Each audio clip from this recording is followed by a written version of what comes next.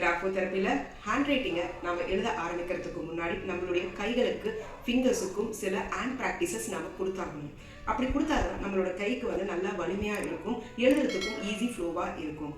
ஒரு லெட்டர் எழுதணும் அப்படின்னா கூட நம்ம 27 போன்ஸும் 40 மசில்ஸும் அப்ராக்சிமேட்டாக கோஆர்டினேட் பண்ணால் மட்டும்தான் நம்ம கைகளுக்கு அவ்வளோ ஒரு வலிமை கிடைக்கும். அப்போ தான் நம்மளால் ஈஸியாக ஹேண்ட் ரைட்டிங்கை எழுத முடியும்.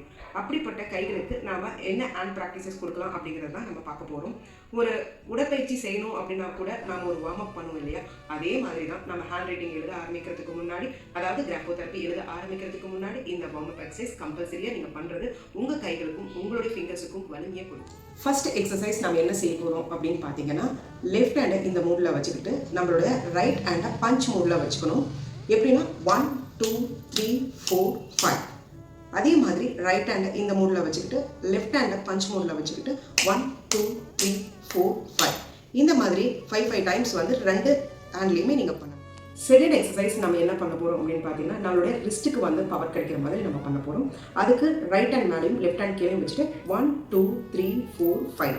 அதே மாதிரி ஆப்போசிட்டில் 1 2 3 4 5. இந்த மாதிரி 2 ஹேண்டுக்கும் 5 டைம் எக்ஸசைஸ் நம்ம என்ன செய்ய போகிறோம் அப்படின்னு பார்த்தீங்கன்னா, அவுட் சைட் ரிஸ்ட்டுக்கு நம்ம பவர் கொடுக்க போகிறோம். 1 2 3 4 5. ரைட் ஹேண்ட் மேலேயும் லெஃப்ட் ஹேண்ட் கீழேயும் பண்ணணும். அடுத்தது ஆப்போசிட்டில் இப்போ லெஃப்ட் ஹேண்ட் மேலேயும் ரைட் ஹேண்ட் கீழேயும் 1 2 3 4 5. இப்போது ஃபோர்த் எக்ஸசைஸ் நம்ம செய்ய போகிறோம். ஃபோர்த் எக்ஸசைஸ் வந்து தம் ஃபிங்கருக்கு நம்ம ஸ்ட்ரென்த்து கொடுக்க போகிறோம். இப்போ அது எப்படி பண்ணலான்னு பார்க்கலாம். நம்மளுடைய கையில் அப்படி வச்சுக்கணும். இப்போது ரைட் ஹேண்டை லெஃப்ட் ஹேண்டுக்குள்ளே இன்சிட் பண்ணணும். 1 2 3 4 5.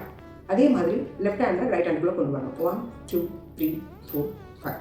அடுத்தது ஃபிஃப்த் எக்ஸசைஸ் பண்ண போகிறோம். அதுக்கு நம்மளுடைய ஃபிங்கர்ஸை வந்து அலைன்மெண்ட் பண்ணணும்.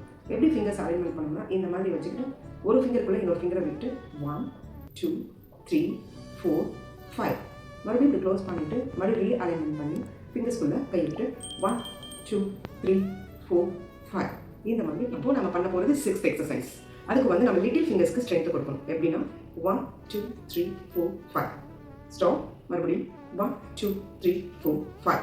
இப்போ நம்ம பண்ண போகிறது 7th எக்ஸசைஸ். அதை எப்படி பண்ண போகிறோம் அப்படின்னா, நம்மளுடைய 2 ஹேண்டையும் இப்படி வச்சுக்கணும். வச்சதுக்கப்புறம் தம் ஃபிங்கரை உள்ளே கொண்டு போயிட்டு க்ளோஸ் பண்ணிக்கணும். இது எப்படின்னா ஓப்பன் க்ளோஸ் 1 2 3 4 5 6 7 8 9 10. இந்த மாதிரி 5 டைம்ஸ் பண்ணணும்.